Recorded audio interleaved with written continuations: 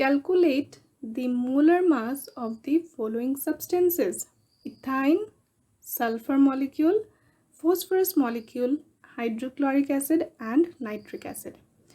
तो molar mass निकालने के लिए आपको क्या करना पड़ेगा? पहले तो आपको जो एटॉमिक मास होते हैं वो मालूम होने पड़ेंगे। तो जैसे कि यहाँ पर C2H2 दिया गया है, तो आपको कार्बन का एटॉमिक मास और हाइड्रोजन का एटॉमिक मास पहले से मालूम होना पड़ेगा। तो कार्बन का जो एटॉमिक मास होता है वो होता है 12। हमने इंटू 2 क्यों किया है? क्योंकि कार्बन के सबस्क्रिप्ट में 2 है, यानी कि कार्बन 2 प्रेजेंट है। तो 2 कार्बन के लिए हम 2 × 12 करेंगे।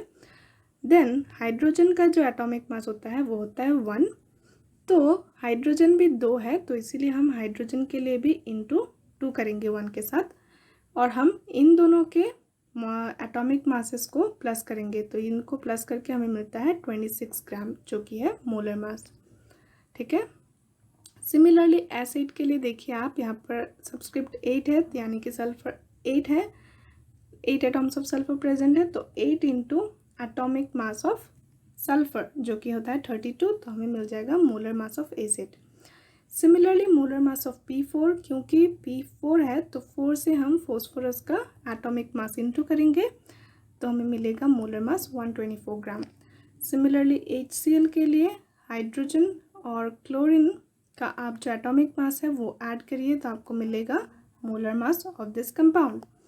देन HNO3 के लिए हमें हाइड्रोजन, नाइट्रोजन और ऑक्सीजन तीनों का एटॉमिक मास मालूम होना पड़ेगा। देखिए यहाँ पर हाइड्रोजन 1 ही है, एक ही हाइड्रोजन एटॉम प्रेजेंट है, तो इसीलिए हाइड्रोजन का एटॉमिक मास के साथ हम कुछ इंटू नहीं करेंगे। हाइड्रोजन का एटॉमिक मास 1 होता है, तो हमने 1 लिख लिया। प्लस नाइट्रोजन का जो एटॉमिक मास होता है वो होता है 14, तो हमने 14 को ऐड कर दिया 1 के साथ। एंड देन ऑक्सीजन का जो एटॉमिक मास होता है वो होता है 16, हमने इंटू 3 किया है, क्योंकि यहाँ पर ऑक्सीजन 3 है।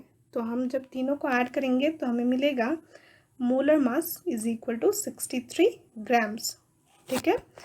तो इसमें आपको ये करना तो बहुत ईजी है, लेकिन आपको ये करने के लिए मोलर एटॉमिक मास जानना ज़रूरी है।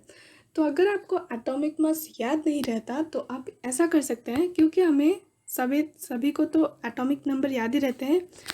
तो आप ऐसा कीजिए कि जो एटॉमिक नंबर है, सपोज कार्बन का है 6, तो उसे हम डबल कर देंगे।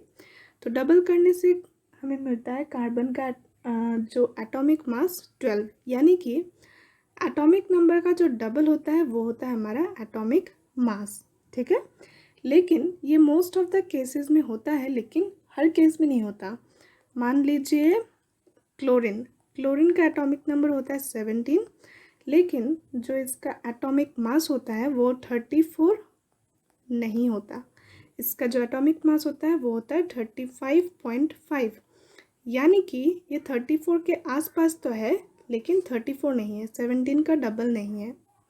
तो इसीलिए मोस्ट ऑफ द केसेस में अगर आपको नहीं पता तो आप तुक्का मारकर गैस कर आप डबल कर सकते हैं उसे।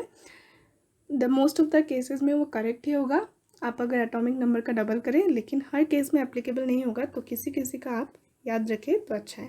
ठीक है। लाइक क्लोरीन, सोडियम, इन सब का। तब देख